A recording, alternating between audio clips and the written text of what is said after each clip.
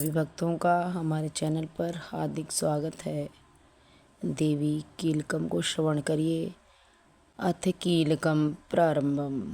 ओम अस्य श्री कीलकम मंत्रस्य शिव ऋषि अनुष्टुप छंद श्री महासरस्वती देवता श्री जगदम्बा प्रीत्यर्थे सप्तशती पाठेत जपे विनियोग। कीलक आरंभ करने से पहले जल से धरती पर विनियोग करना चाहिए। उसके बाद में कीलक प्रारंभ करना चाहिए। ओम चंडिका देवी को नमस्कार है।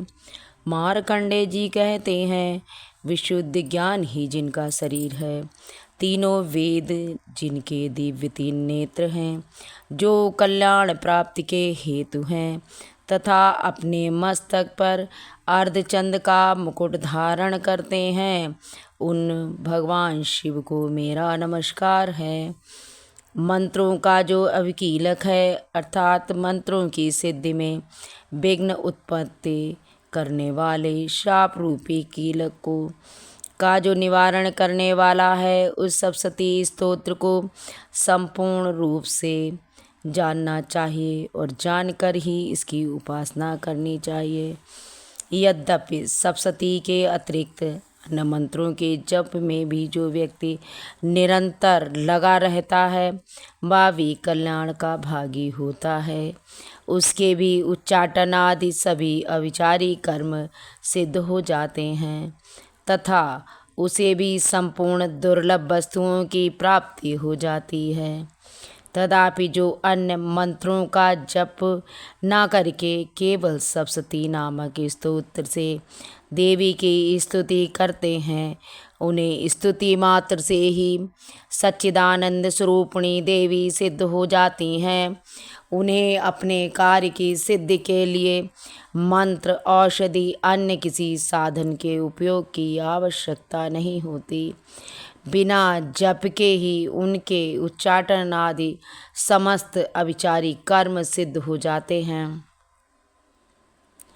इतना ही नहीं, उनकी संपूर्ण अभीष्ट वस्तुएं भी सिद्ध हो जाती हैं।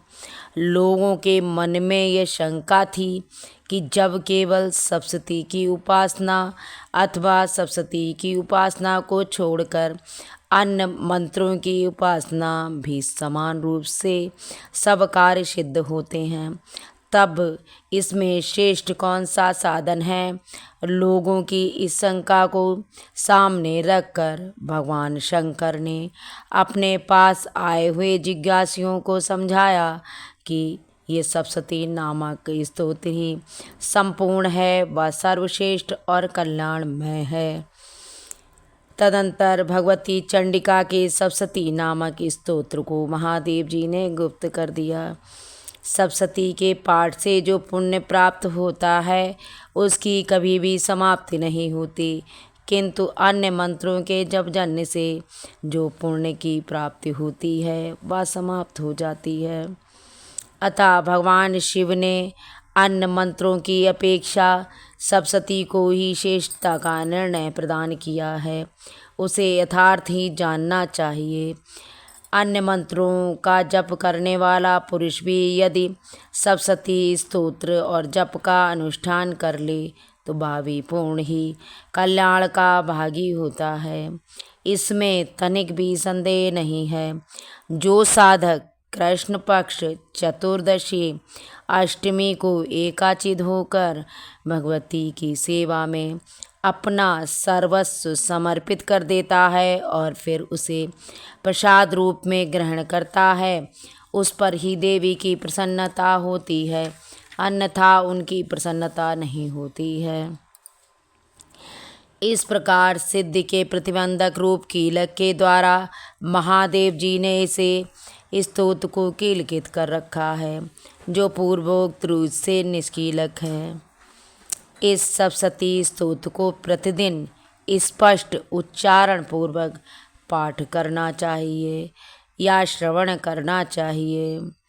वह मनुष्य सिद्ध हो जाता है, वही देवी का पार्षद होता है और वही गंधर्व बनता है। सर्वत्र विचरते रहने पर भी संसार में उसे कहीं भी कोई भय प्राप्त नहीं होता है। अतः कीलक को जानकर ही उसका परिहार करना चाहिए, सप्तशती पाठ आरंभ करना चाहिए। जो ऐसा नहीं करता उनका नाश होता है। इसलिए कीलक निष्कीलक ज्ञान प्राप्त करने पर ही ये स्तोत्र निर्दोष होता है और विद्वान पुरुष ये पाठ निर्दोष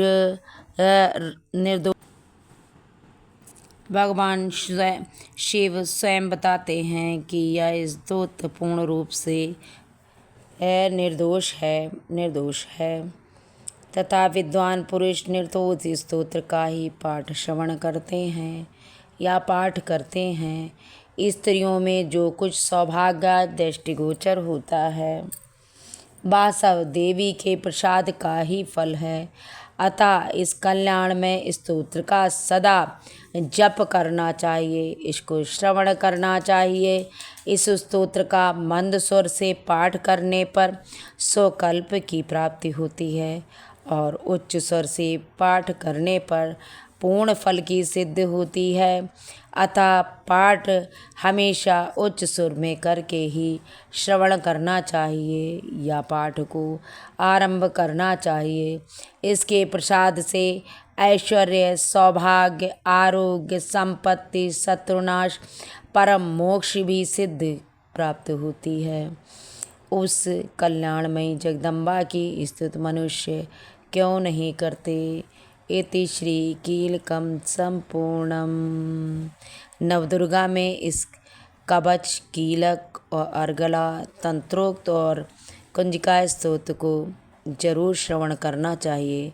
सभी भक्त माँ दुर्गा और भगवान शिव की असीम कृपा प्राप्त करने के लिए और अपनी समस्त मनोकामनाओं को पूर्ण करने के लिए इन सभी पाठों को पूर्ण रूप से श्रवण करें।